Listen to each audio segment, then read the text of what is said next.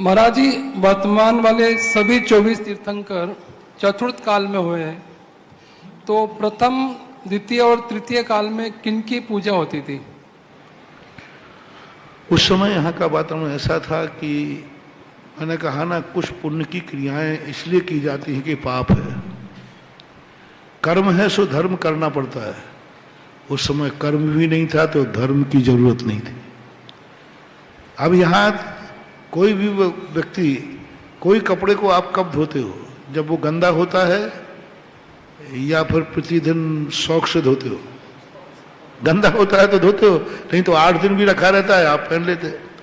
तो भोग भूमि का जो काल था, उस समय के लोग ना तो अधिक पापी थे, कोई पाप नहीं, कोई व्यसन नहीं, कोई चोरी नहीं, कोई डकैती नहीं, कोई हिंसा नहीं, कोई झूठ नहीं, कोई कुशील नहीं, कोई व्यसन नहीं, कोई शराब नहीं, कोई जुआ नहीं।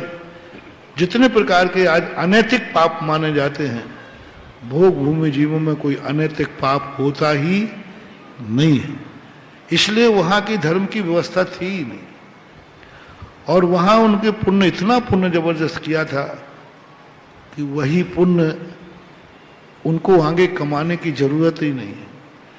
जिन व्यक्ति के आमदनी इतनी ज्यादा हो जाए कि वे संभाल नहीं पा रहे हैं, तो उनको कमाते रहना चाहिए या शांति से बैठकर माला फेरना चाहिए? हैं? तब अब बहुत हो गया, अब क्या करना? तो भोग भूमि जीव इतना पुण्य कमा लेते हैं कि उनको नए पुण्य कमाने की जरूरत ही नहीं पड़ती। और तीसरा कारण है नियोग। 18 कोड़ा कोड़ी सागर वर्ष तक ये भारत देश भोग भूमि के रूप में रहा। और भोग भूमि में भोगों की प्रधानता होती, पापों की नहीं, अनैतिक की नहीं।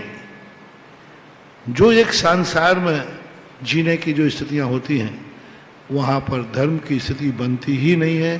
क्योंकि जो 24 घंटे परिणामों में वैराग्य लाने के योग्य नहीं होते हैं, उन्हें धर्म करने की छूट नहीं दी जाती है।